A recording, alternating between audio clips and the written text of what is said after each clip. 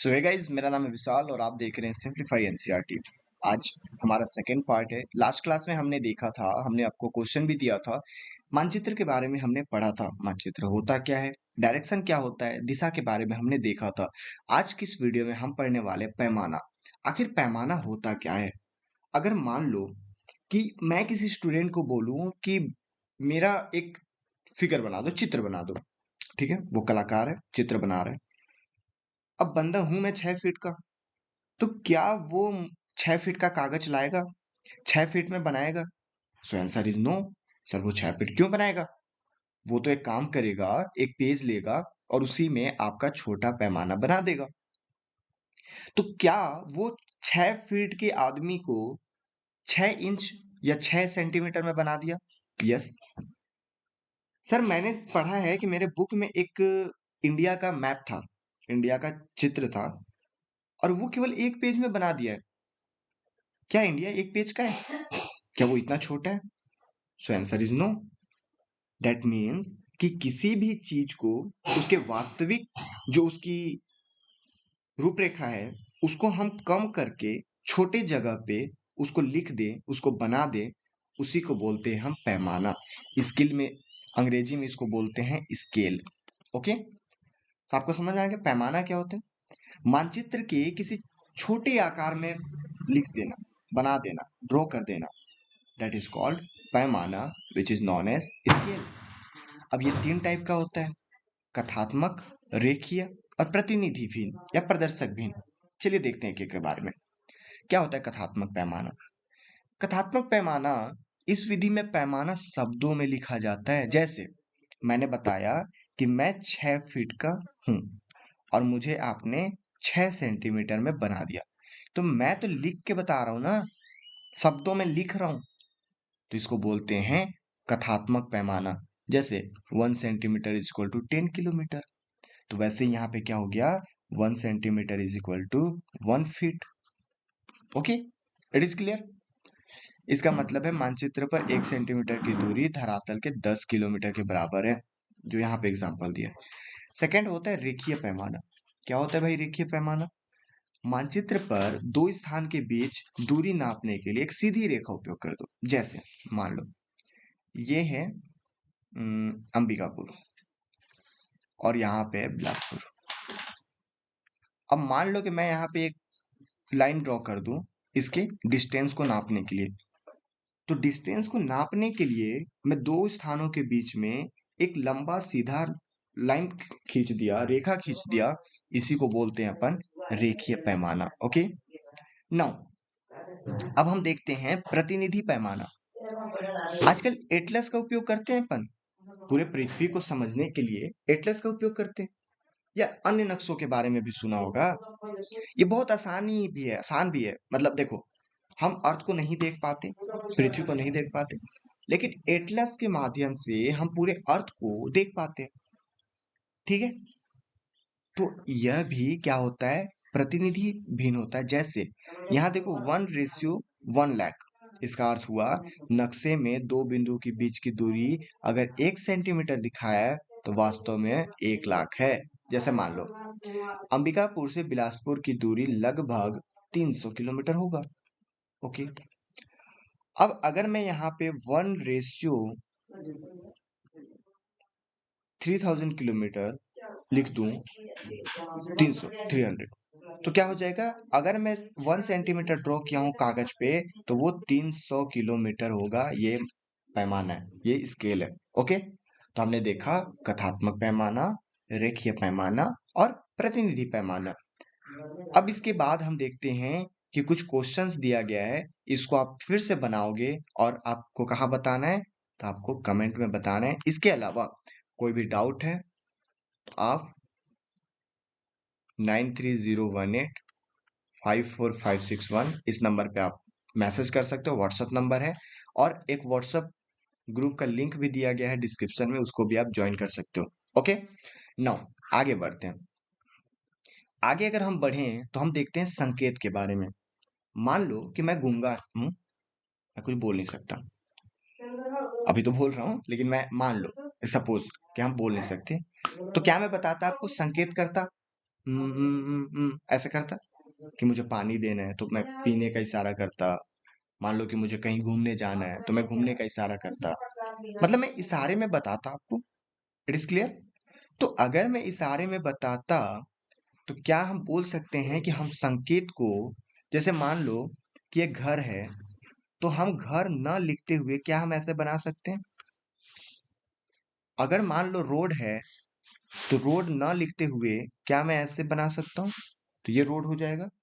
तो घर, सड़क, रेल की पटरी, पेड़ आदि को दिखाना संभव नहीं होता है, और उसको अगर हम इस तरीके से दिखा दे तो क्या हो जाएगा? वो संकेत हो जाएगा। जैसे आपने मानचित्र में देखा होगा कि कहीं पे नीला रंग होता है, कहीं पे लाल, कभी कहीं पे काला, कहीं पे भूरा। क्यों होता है? इसी के लिए। चलो आगे बताता हूँ। तो कुछ कुछ हमारे पास चिन्ह है। जैसे कि अगर मैं दिखाऊं आपको चिन्ह के बारे में, तो यहाँ पे देख सकते हो आप। चिन्ह में हमारे पास क्या क्या है? रेलवे लाइन के लिए जैसे अगर बड़ी लाइन होगा तो ये चिन्ह, ये मीटर लाइन, और ये railway station, RS, railway station. Okay. सड़कें, जैसे कच्ची सड़क हो तो ये हो जाएगा। पक्की सड़क ऐसे दिखा दिए, क्योंकि अगर मान लो मैं कच्ची सड़क लिखूं, कच्ची सड़क, तो इतने जगह घेर लेगा, तो मैं डायरेक्टली ऐसे बना सकता हूँ। अब देखो, अंतर्राष्ट्रीय सीमा, ये राज्य का सीमा है, और ये जिला का सीमा है। ये हो गया नदी, कुआं, तालाब, नहर, पुल। इसी तरीके से मंदिर, गिरजाघर, मस्जिद, post office, post and Telegram office, police station, ये बस्ती हो गया, ये कब्रिस्तान हो गया, ये पेड़ हो गया, ये घास हो गया। तो इस तरीके से हम सिंबल के हिसाब से जब दिखाते हैं तो इसको अपन बोलते हैं कि ये क्या है? ये हमारा संकेत, सिंबल। ठीक है। एक और क्वेश्चन दिया है आपके बुक में। आप अपने गांव या मोहल्ले के का नजरी नक्शा बनाएं जिसमें दिए गए संकेतों का उपयोग कर सकते हैं। तो आप बनाना, जैसा भी होगा आप मुझे व्हाट्सअप करके दिखाना। जिसका भी अच्छा होगा, मैं नेक्स्ट वीडियो में, जब भी वीडियो उसके बाद आएगा, मैं उसमें आपका जो मैप आप बनाओगे उसको शो करूंगा। तो ये आपके लिए भी सही है। ठीक है। चलिए, अब हम मानचित्र के प्रकार देखते हैं कि मानचित्र के प्रकार क्या क्या होते हैं। क्या क्या मानचित्र के प्रकार होते हैं? तो भैया, मानचित्र के प्रकार में हमने देखा कि सर आपने बताया कि हम संकेत यूज करते हैं। ठीक है। आपने देखा होगा कि कहीं कहीं पे जो मानचित्र होते हैं उनमें राज्य दिखाए होते हैं, और कहीं कहीं पे ऐसा होता है कि राज्य तो दिख ही नहीं रहा है।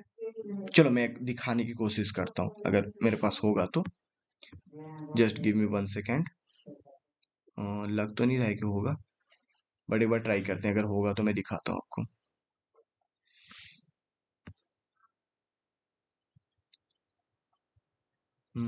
यहाँ तो नहीं है। चलो एक एक मिनट ना, मैं आपको दिखाता हूँ।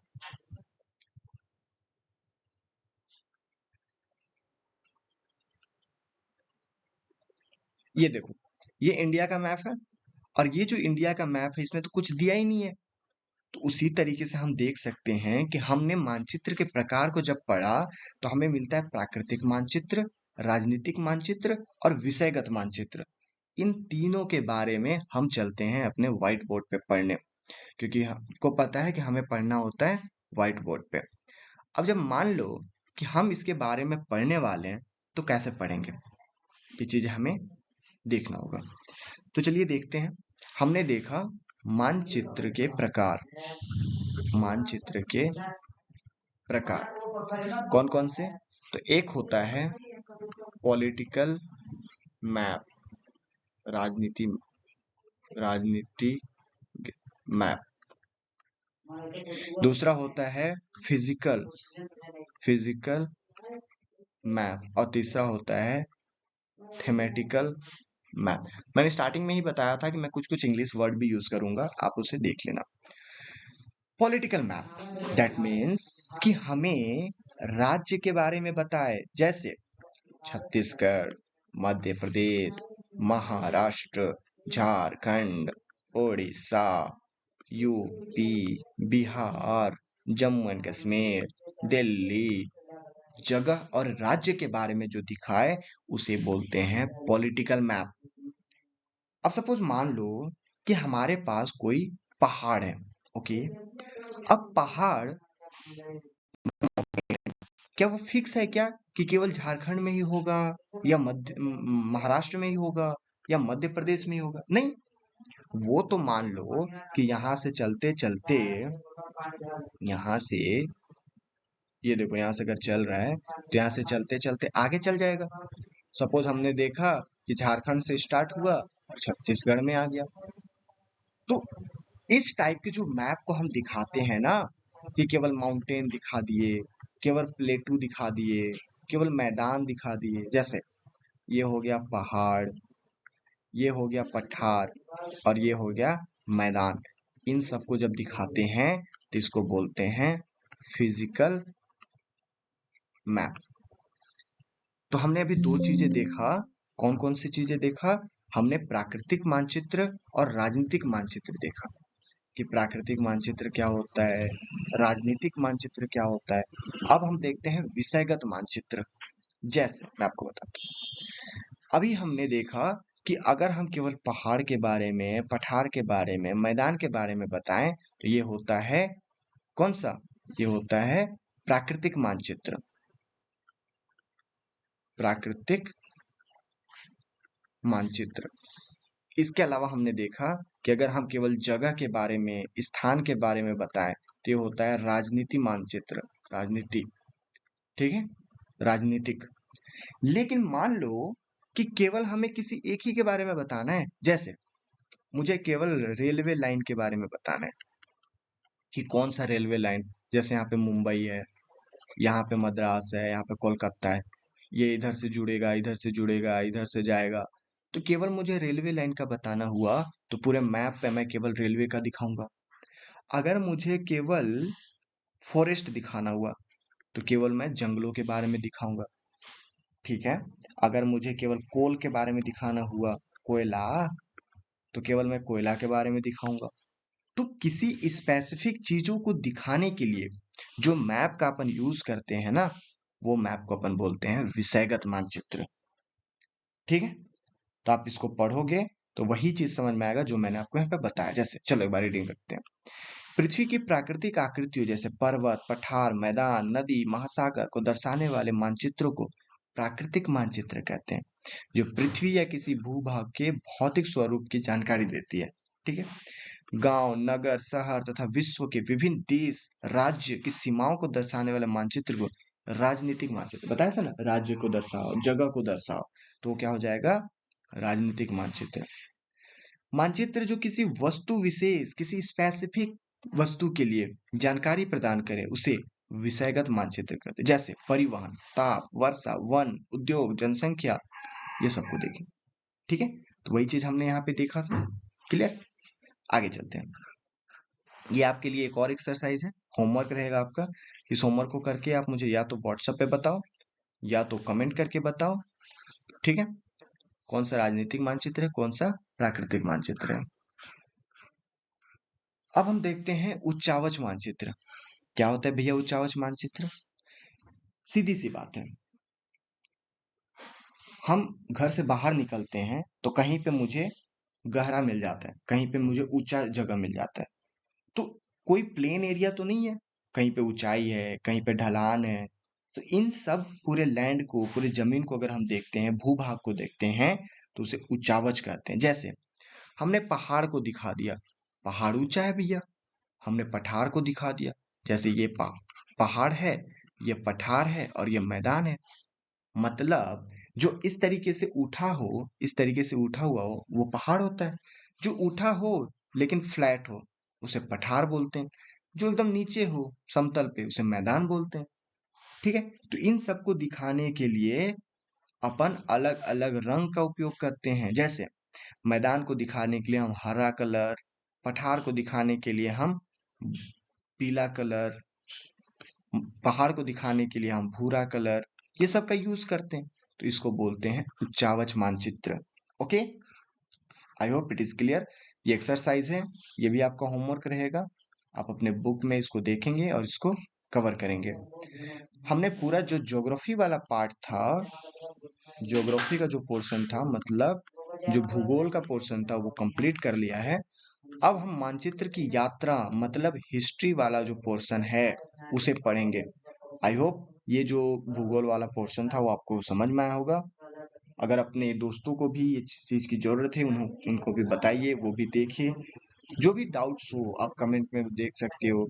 मैंने आपको अपना पर्सनल नंबर भी दे रखा है, वहाँ पे भी आप बता सकते हो। व्हाट्सएप लिंक है, वहाँ पे भी आप बता सकते हो। तो चलिए मिलते हैं नेक्स्ट वीडियो में नेक्स्ट लेक्चर के साथ। तब तक के लिए जय हिंद।